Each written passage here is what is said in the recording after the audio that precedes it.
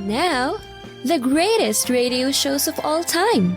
Suspense. The Shadow Node. Washington calling David Harding, counter-spy. Classic radio theater. The Great Gildersleeve. Fibber McGee and Molly. Dragnet. Gunsmoke. The Lone Ranger. Now, step back into our time machine with your host, Wyatt Cox. Good evening, friends of the Inner Sanctum. So are you going to turn off your lights? An episode of Arch-Oboler's Lights Out. This goes back to right in the middle of World War II, May 25th, 1943. The story of the Little Old Lady. Ironized Yeast presents Lights Out. Everybody.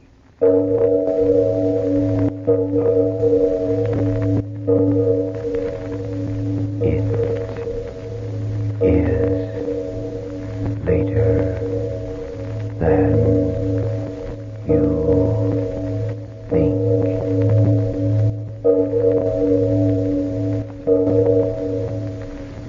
Lights Out brings you stories of the supernatural and the supernormal, dramatizing the fantasies and the mysteries of the unknown.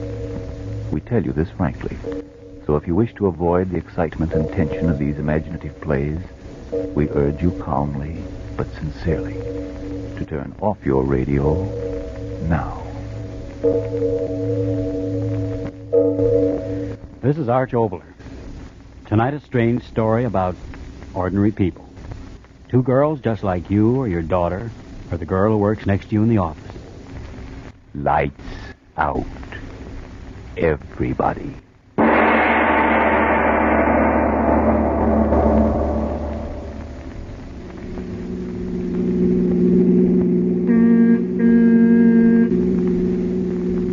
Alice? Do you think we're still in the United States? I'm beginning to doubt it. Are you sure you got the right address? Of course. Well, don't be so dogmatic. You have made mistakes. Sounds as if you're starting to get annoyed. Well, I am. We've been driving so long, my back feels as if somebody were doing a big apple on it. Oh, we'll be there soon enough. You know, Alice, sometimes that calm nature of yours makes me good and tired.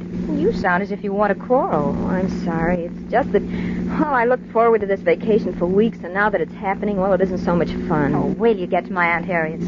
You can curl up in the alfalfa and sleep for days. Sleep. Oh, that's a lovely word. Just imagine sleeping as long as you want without having to worry about making an 8 o'clock class. Perfect. But are you sure you know where your Aunt Harriet lives? I've run out of synonyms for her. Of course I do. Oh, I just like to reassure myself. I certainly hope she has soft beds. Oh, and that reminds me, you did send her that letter that we're coming. No.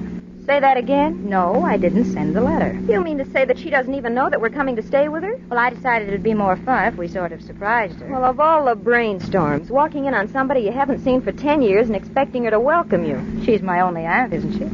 But maybe she won't have room for us. Don't be silly. I told you Aunt Harriet lives alone and likes it. Well, maybe she won't like it if we barge in on her. Don't be silly. Of course we'll be welcome. From what I've heard, she's a little old darling. When you were 8, she was a darling. For all you know, she's taken the welcome mat in years ago. Oh. Wait a minute. Didn't you say we were supposed to go down Camden Road 3 miles? Yes. Then you are lost. That sign back there, this isn't Camden Road. You're silly. I saw it with my own eyes. It said Pig Snackle Road. Oh. There, see that? Pig Snackle Road. You are wrong. Pig Snackle Road. That's too good to be true. Are you crazy, laughing at a name of a place when you haven't got any idea where you are and my back... Don't be silly. I'm sure we'll find... Hey, there. There it is. There's what? The edge of the world? Oh, no, the crossroad. The entrance to Aunt Harriet's place ought to be just a little bit beyond it. That's what you say. Well, yes. There it is. Here, we turn here. Turn. Hey, wait a minute. What are you trying to do, turn over? It won't be long now. You're telling me. This is no road. It's a cow path. Aunt Harriet likes privacy. Oh. I remember Dad and Mother used to say that. Another 100 feet on this road, and I won't need a bed. I'll need a stretcher. Come on, slow down. I knew it. What a road. Even the tires couldn't take it. What do we care? Aunt Harriet's place just a little ways down. We'll walk. You mean leave the car right here in the middle of the road? It's Aunt Harriet's own private road. No one will bother it. Oh, come on. Take your bag. Let's get out of here. Oh, all right. I'm just a stooge. Come on, let's go. We'll just be in time for dinner. That's what you think. What do you mean? I mean, maybe your Aunt Harriet doesn't like guests who walk in just like that. Hey, Alice, now what are you stopping for? Well, I just noticed. Noticed what? How dark it's getting. So what? Come on. When the sun starts setting, it gets dark. I learned that in Physical Science 101. Yeah, but Back there on the road, it was so light, and here it's so dark and gloomy. What's the matter with you? Are you going to take your suitcase and come on, or are you going to stand there being afraid of the dark? I'm all right. So many trees around here. No wonder it's dark. If that Aunt Harriet of yours wants privacy, she sure got it. And I hope when we get there, I'll have the same... Lona. Now what? Look at that mist coming up through the trees. Yeah. Like long, white, curling fingers. Oh, stop that, will you? It's just that it's getting late. Colder, moisture's condensing. Oh, will we ever get there, riding and walking? Have you actually got an Aunt Harriet? Come on, let's go Hey, back. wait, Lona, there it is. Huh? Hallelujah, it is a house. Well, it's about time. It's about time.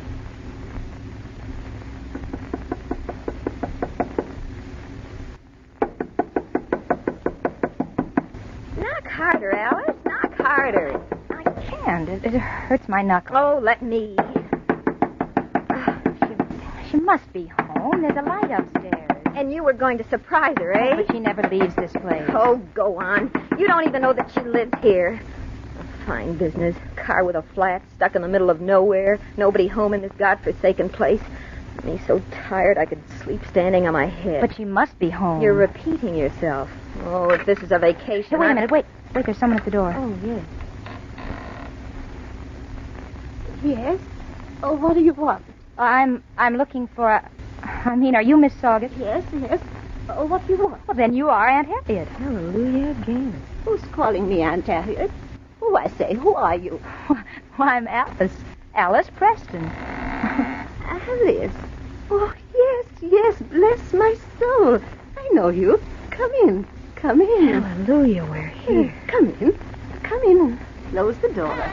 Oh, Aunt Harriet, you don't know how glad I am to see you. Did we have a time getting here? Yes. Come right in here. Right in here. There, Lona. I told you we'd be welcome. She didn't even ask who I was. Now, put your things down here and sit down and make yourself comfortable. Thanks. Aunt Harriet, this is my girlfriend, Lona Stevens. We roomed together at the university, and I asked her to come along with me. It's all right, my child. It's all right. Anyone's welcome. Anyone at all. Oh, that's very kind of you, Aunt Harriet. I hope you won't mind my calling you that, but Alice always... My child, it's all right. A name's a name. Now, sit here and be comfortable. I'll get some tea. Oh, no, really, Aunt Harriet. Wow. Apparently your Aunt Harriet does what you want to do. Doesn't she? Oh, well, as long as we're here. Like something out of a museum, isn't it? What? The house, the furnishings. Look at the chairs and that sofa. Are they prehistoric or are they prehistoric? Yeah, I didn't think she was so old. Oh, you mean your aunt? Yes. Oh, well, after all, in 10 years, living alone out in this godforsaken place, I sort of think she's nice. Do you? Taking us right in and not asking us all sorts of silly questions. That's the kind of relative to have. You know, if I were to go barging in on any of mine, first they'd give me a third degree on how come I was away from school, and then they'd give me another third degree on how long I was going to stay. Lona. What's the matter? Back there in the shadows. What is I don't... It's something moving. Why, it's a dog. Oh? Why, no, it's a cat. Cat?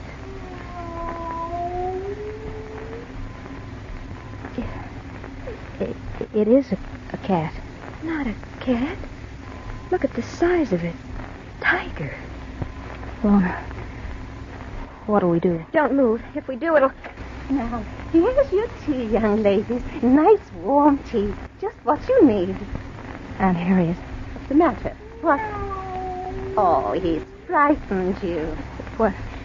What is it? You got eyes, haven't you? Well, yes, but it's so dark in that corner we can't hardly tell. It's not a tiger, is it? Don't talk nonsense. Oh, what is it? He shouldn't be here at all.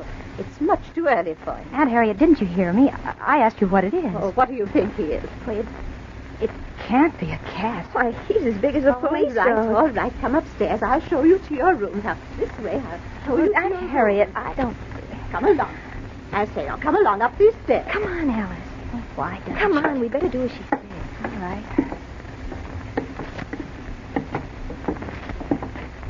You must be tired, you two. Sleep. But, Aunt Harriet, how could it be a cat when we... We'll talk no more about it. Talk no more about it now. No. We'll talk about that tomorrow morning. Now, in here, my dears. In here. Come on, Alice. But why doesn't she answer me? There, you see. A very comfortable room for both of you to rest in. A nice wide bed. Everything clean. But Aunt You'll get a Harriet, nice wait rest, just a minute. dear. I want to find Nice. out something about the... Forget it, No, Alice. no. Whatever it is, you can find out in the morning. But that cat... Oh, cat. Can't you say anything but cat? It was so Huge nothing. Well, we just imagined it, that's all. I mean, there in the shadows, it looked monstrous. You heard it. It sounded just like an ordinary tomcat. But I You saw didn't see any more than I saw, and I think it was just a long shadow that got us fooled, that's all. Yes, that could be it. Yeah. Couldn't it? Of course. You remember in Psych 101 class, old Pudgy Wudgy told us about the tricks your eyes play in bad light when it comes to judging size. Yeah, I remember. Local signs, they called it. Right. Well, that's the way it was with that cat. I'll bet you your Aunt Harriet thinks we're both a little screwy. That's why she got us up here to bed in a hurry. Oh, bed. Isn't that a wonderful word? And will we sleep? I hope so.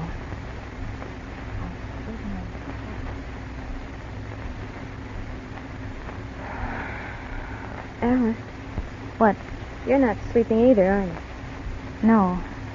I wanted to talk to you for hours, but I wasn't sure. I thought you were asleep. Somehow I can't. Me neither. I can't understand why. I'm the one who was crying how tired I was. The bed's so comfortable. The house is quiet enough. The house. Huh? Maybe that's why we can't sleep. What do you mean? Well, there's something about the house. What? Something oppressive that won't let us sleep. Oh, you're crazy. No, I'm not. It's just that we're too tired to sleep, that's all. Yes, that's it. Too tired, nerves on edge. No, I've been lying here for hours trying to figure it out. No, I know. Will you stop talking like that? Don't you feel it, Lona? Don't you? Well, I... Tell the truth, you do feel it. It's something heavy in the air. You know, pressing down on us. I'm awfully frightened, Lona. Awfully. Well, you're not going to frighten me. Why, this is your own Aunt Harriet's house. She's down there sleeping, and she...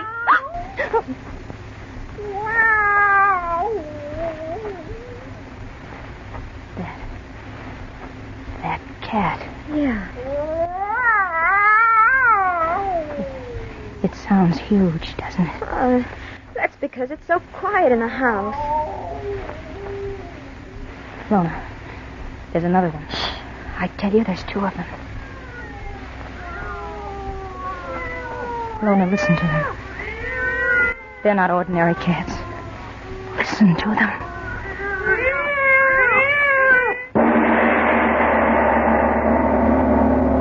May 25th, 1943, Arch-Oboler's Lights Out on Classic Radio Theater with Wyatt Cox. Classic Radio Theater with Wyatt Cox. Now more of Arch-Oboler's Lights Out and the Little Old Lady, May 25th, 1943.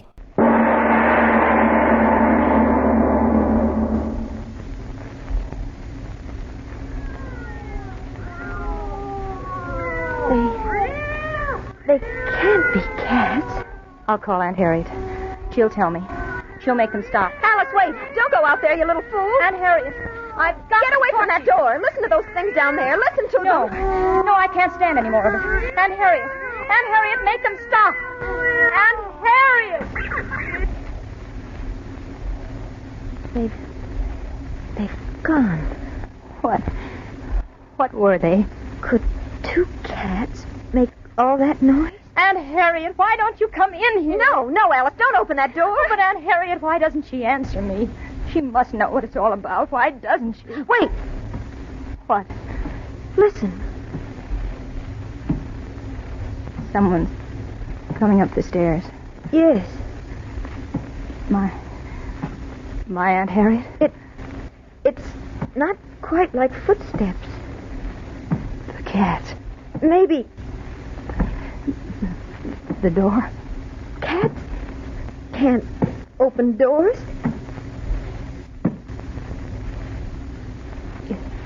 It's right outside the door. I can hear, can't I? Is it a cat? Of course it is. You don't think so either, do you? It's just sitting there. Yes. Let it sit there. I'm so afraid. When morning comes, we'll get out of here. Aunt Harriet! Aunt Harriet, why don't you answer me? Oh, stop that. There's something outside of our door, Aunt Harriet. We don't know what it is. What's the use of calling her? She won't answer you. Why do you say that? Because she hasn't answered us and she won't. But she's in the house. She must know. Wait. Trying to get in. As long as the door's shut. We're safe enough. Aunt Harriet! Oh, please wake up, Aunt Harriet. No! What? Look. Doorknob. It's turning. Oh. Alice. Cats can't open doors. You mean Aunt Harriet? Yes, it must be Aunt Harriet. She's ill and she's trying to open the door. I'll open it for her. No. Oh, no, Lona, stay away from that door. I'm afraid. Oh, don't. Come right in, Aunt Harriet.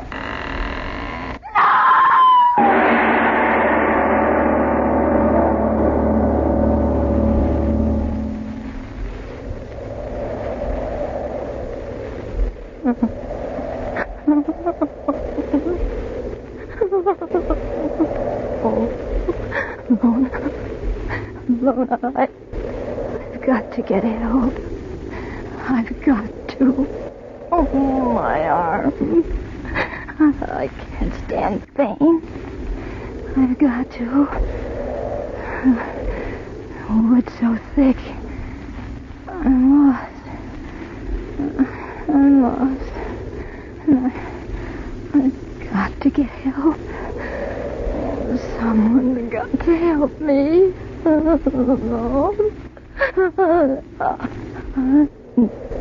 I'll get help for you, Lona. I'll get the help. It's getting bright. It's dawn.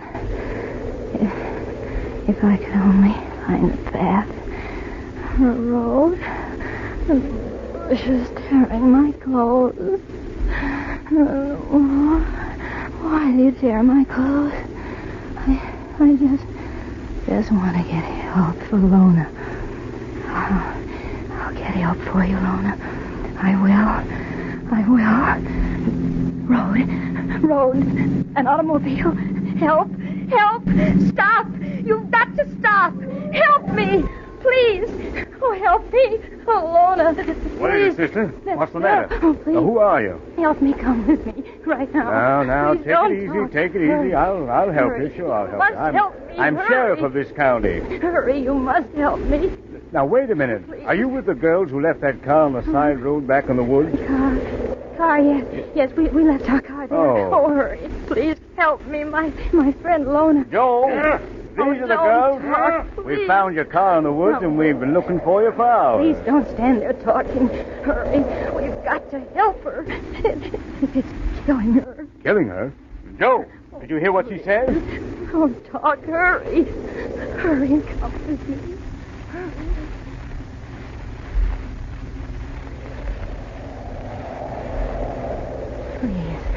Please hurry. I beg of you.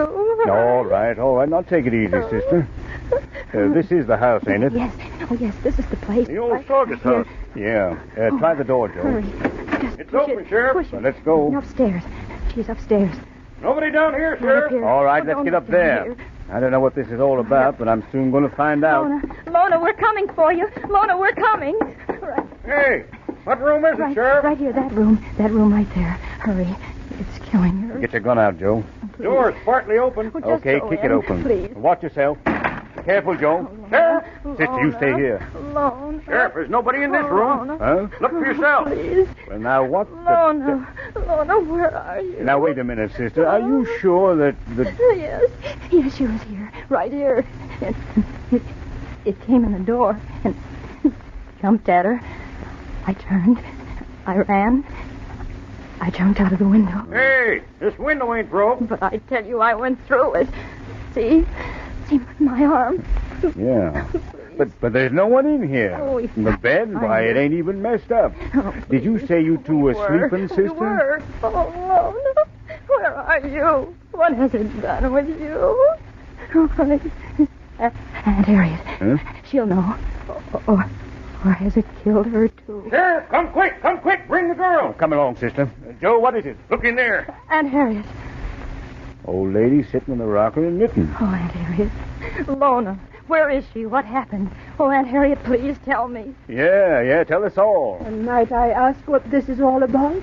Aunt Harriet, what's the matter? Didn't you hear anything? Lona, that horrible cat thing. What did it do to her? Answer me, what did it do? Would you gentlemen tell me who is this hysterical young girl? Well, May 25th, 1943, lights out on Classic Radio Theater with Wyatt Cox. We'll continue at the conclusion following these messages from your favorite radio station.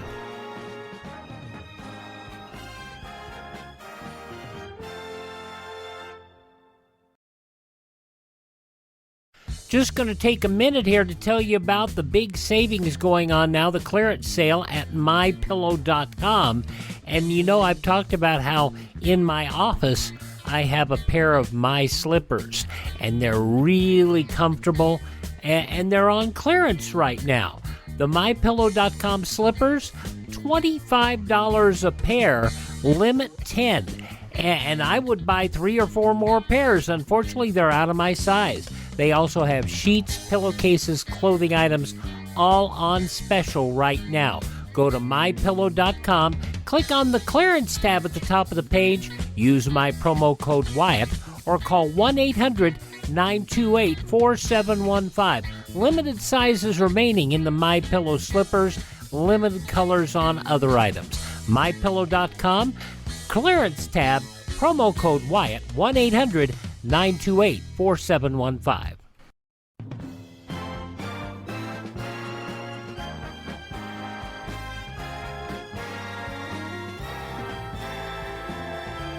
Classic Radio Theater with Wyatt Cox. Now the conclusion of Lights Out, The Little Old Lady from May 25th, 1943. Aunt Harriet. Now, look here. Don't you know who this girl is? Certainly do not. But, Aunt Harriet, I'm Alice. I came here with Lona, don't you remember? You must be mistaken. I've been alone all night. You hear that, Joe? No, I was here. Lona and I did come here. It's a horrible joke, that's what it is. Aunt Harriet, please tell him you're just joking. Lona, where is she? I don't know what you're talking about. I never saw you before in all my life. No. Oh, no, that's not true, Aunt Harriet. Now, wait a minute. I've had about enough of this out of you, sister. Chasing up here with all that bunkum about cats and killings and all that. No. Everything You better come along with us. Everything I said to you was true. It was true. Joe, take her other arm. No, let go of me. Come on now. Please, Don't Aunt raise Harriet, a fuss. don't let them take me away. Come Those on, sister. horrible cat things. I tell you, there were 2 of them here. Come on. Don't let them take me Now, away. don't mind her, old lady. We'll take care of her. Yes, take good care of her. Correct little thing. Now, come on, sister. No, wait. Look at her teeth as she laughs. Look at her teeth. Mother in heaven, they're cat's teeth. And her hands. Their claws. No. Stay away from me. Grab her, Joe. Stop, you. Let me go. Stop, I said. Let me go. Oh, in my eyes. Get her, Joe. She's getting away.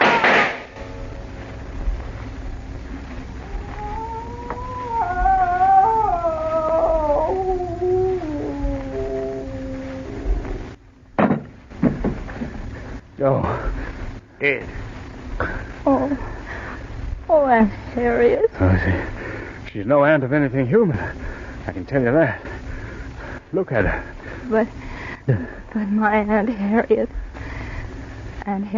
Saugus. Saugus? You hear that, Sheriff? Yeah. So you came here thinking she was Mrs. Saugus. Did you, girl? Yes, Lona and I. And Lona must be dead now. How could my aunt do what she did? How could she? This thing is no aunt of yours, child. Your Aunt Harriet Saugus died in this house 3 years ago. And she left 2 cats.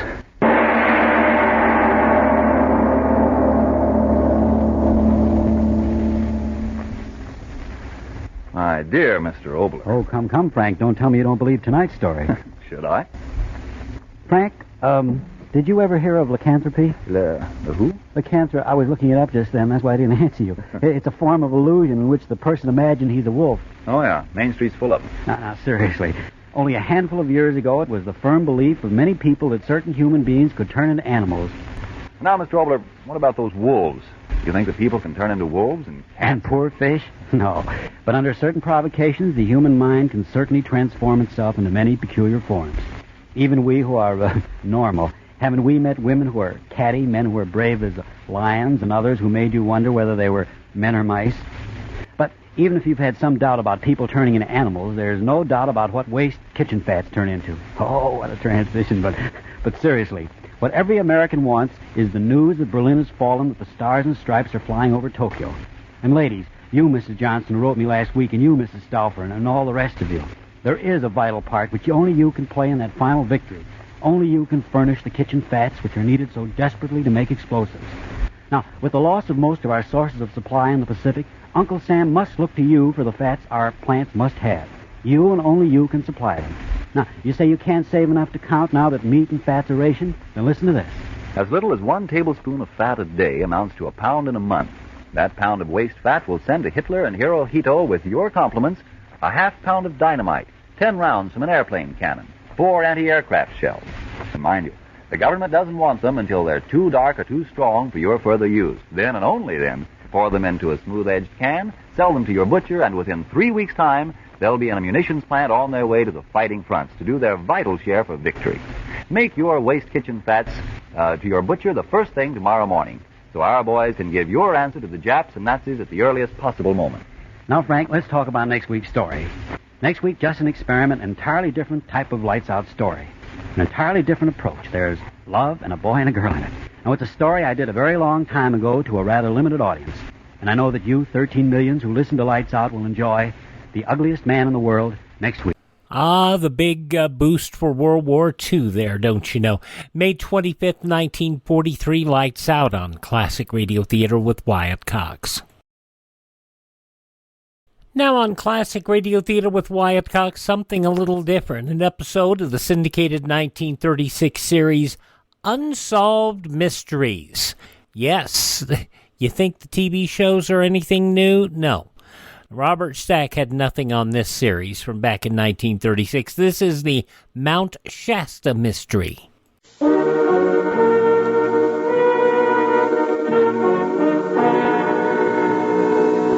Unsolved Mysteries.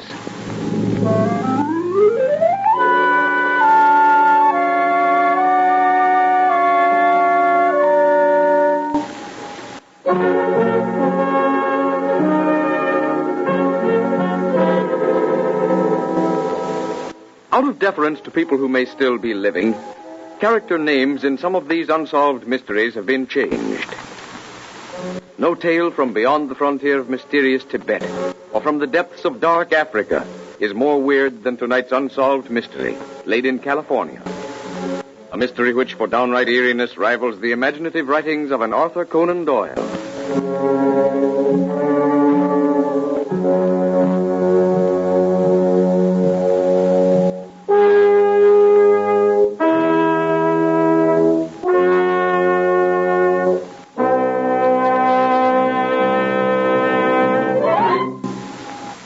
The scene is a famous war correspondent's home in Hollywood, California. A group of guests, seated comfortably on the wide veranda, watch the twinkling lights of the film colony. And every so often the stabbing finger of a giant searchlight cuts the deep blue of the sky and loses itself in the unfathomable spaces beyond. A prominent motion picture director sweeps his arm over the scene as he turns from the veranda rail to face the group. Oh, I know everything's swell in Hollywood, but sometimes I'd like to get away from it all. Go someplace to rest where no one would ask any questions and where I could be alone. And where no one would say yes. Yes, instead of being asked questions and telling people what to do, I'd like to ask a few questions myself. But would you like having someone tell you what to do? You've been an important director for a long time now. Taking orders from someone else might not be so easy. Well, I'd like to try it. Yeah, it's getting late. I guess we ought to be letting you get to bed, Bill. Oh, don't mind me. After all, I can get up when I like. I don't have to be on the lot at dawn. But we really ought to be going. Come on, Bob. I'll get you a wrap. Wait behind a minute when the others are gone, Val. Righto. Good night, Bill. As always, we've had a swell of time. Good night. Good night, Bill. Good night, Val. Sit down, Val. Oh, why so serious, Bill? I want to talk to you. Yes? Listen, old man. If you don't let up, you're going to crack. You can't go on the way you've been doing, working almost night and day, turning out super colossals. Oh, I'm not being sarcastic. Everybody knows that you're the director. But even genius must have a rest. Yes, Bill, you're right, but Wait. You said a few moments ago that you'd like to go somewhere where you'd do the questioning, where you'd be ordered about. And I mean it. I wasn't just talking. Well, I'll tell you where to go. But you must make me a promise. Yes? I'll promise. When I've told you, you must go. And you must go with no idea of personal profit or gain. No idea of using what you may find for picture material. Else, I don't know what might happen to you. I promise. Several years ago, I read a book called A Dweller on Two Planets. The man who did the physical writing claimed that one whom he called the master stood by his shoulder and dictated the entire book. I checked into the thing and found that the author was only a young boy at the time the work was done. He would have hardly had the necessary experience to write such a book. So I investigated further. I've read the book, written by Philos. Yes. Well, I also saw an article printed in a prominent metropolitan daily. The writer had gone to the slopes of Mount Shasta and had discovered there the same type of people that Philos had written of in his Dweller on Two Planets. Seems to me that I read something in the Times about strange, unaccountable lights being seen from the region of Mount Shasta. Right. And so, all in all, and being a newspaper man, and of an inquisitive turn of mind, I went there. You did? Yes. I got to Dunsmuir in Northern California about 10 in the morning. Soon after, began making my way towards the slopes of Mount Shasta. I had a strange feeling. A feeling of expectancy. There was a deep silence, except for the singing of birds and the sound of a waterfall. I'd been sitting on a rock. Oh, I don't know how long, when... My son, do you seek knowledge? What? Why, where are you? At your side. Oh, now I see you. What was that you said? It is of no matter. You are a newspaper man? Yes, I am. But you would also seek the truth? Well, to be quite frank, I read quite a bit about the masters of Mount Shasta, and I wanted to find out for myself. That was known to us. I have come here to speak with you. Yes? Certain things will be disclosed to you, but you must not use these disclosures in your newspaper work. For the benefit of mankind, you may use them, but for profit, no. It is a testament between us? Yes, I swear it. We go now to the temple. Temple? What temple? The temple of enlightenment. It is before you. But there is no temple. There was no temple. I can't believe my eyes. There it is, all gleaming white.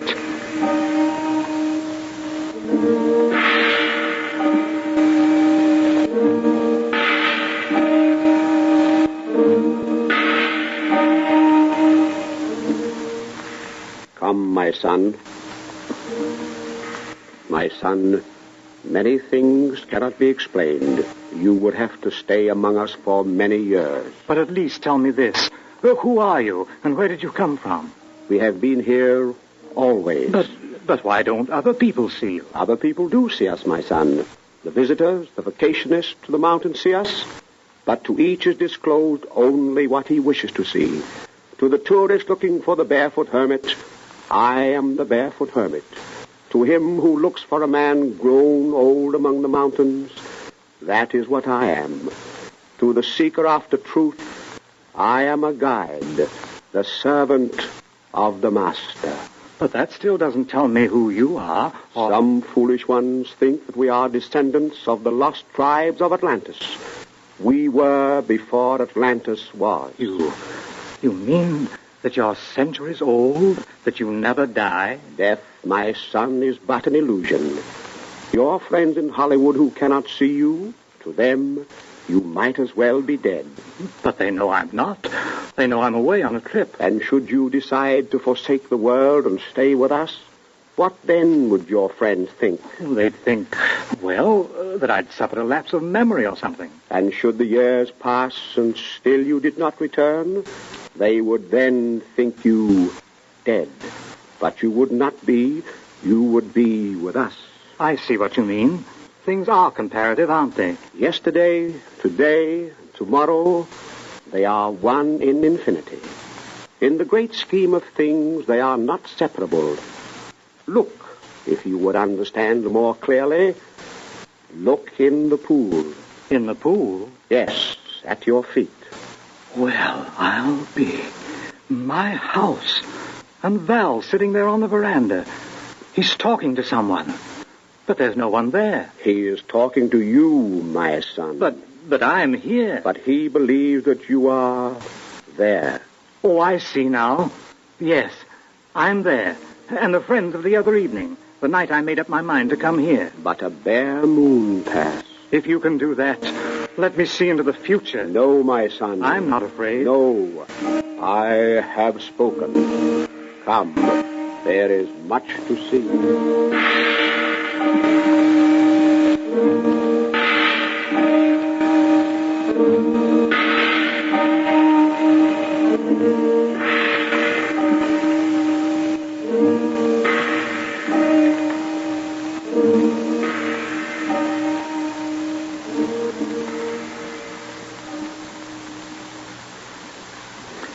It's impossible to tell you of everything I saw and was told while I was there.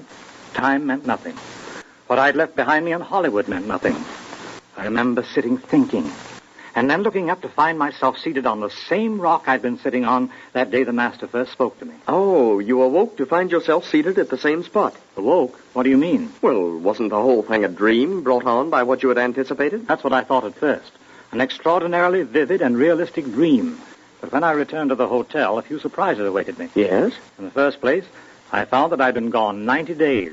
What? The hotel people told me that I'd returned to the hotel, paid my room for 90 days, and told them I was going away for a time. Was that when you sent me word that you wouldn't be back in town as early as you expected? I never sent you any word. But, Bill, you sent telegrams to Watkins, to Ruth, to Simpkins, and me. You mean that you all received telegrams, but I didn't send them? But that's impossible, man. Fantastic. Perhaps. But you go to Shasta, or to Dunsmuir, and look at the telegraph company's files.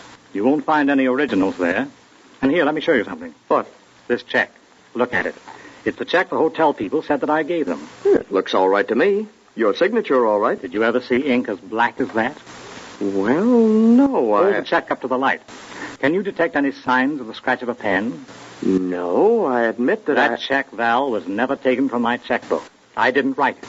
It's a sample of the master's powers of materialization. But there must be some explanation. Yes, I think there is. And I'll try to give it to you. In just a moment, you will hear a solution to the Mount Shasta Mystery.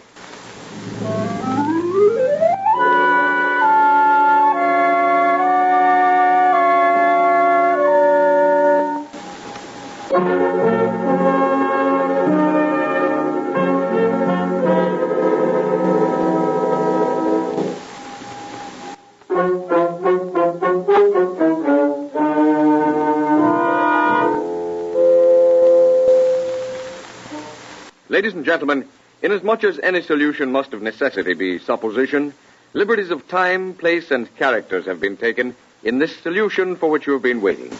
Well, Bill, what about that explanation? In the first place, do you think it's possible to think of the impossible? Let me see if I follow you. Can I imagine the impossible? No, I don't believe I can. The very fact that I can think of something makes that something possible. If you believe in the power of mind over matter... Well, as far as I'm concerned, mind is all-powerful. Now let's look at biology for an instant. Every so often, a specimen is found that is a definite link between some animal alive today and some other animal that has been extinct for centuries. I see your drift.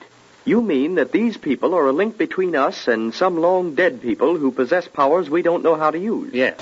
If you read Colonel Churchward's book on Mu, you will find logical arguments in favor of the theory that the Lemurians migrated to the North American continent. And that some of them landed to the south and became the ancient Mayas. Right. And the ancient Mayas certainly had something that we don't possess, as did the ancient Egyptians. Yes, we're all too inclined to think of America as a land inhabited by nothing but warlike Indians before it was settled. Only the other day, a skeleton was found near the La Brea pits in Los Angeles, and scientists are agreed that it's not less than 15,000 years old. So isn't it possible that descendants of these ancient peoples still live in isolated parts of the country? And not liking our modern civilization, they simply withdraw from it? That's it. After my experience, You can hardly blame me for believing that a strange people do live on the slopes of Mount Shasta.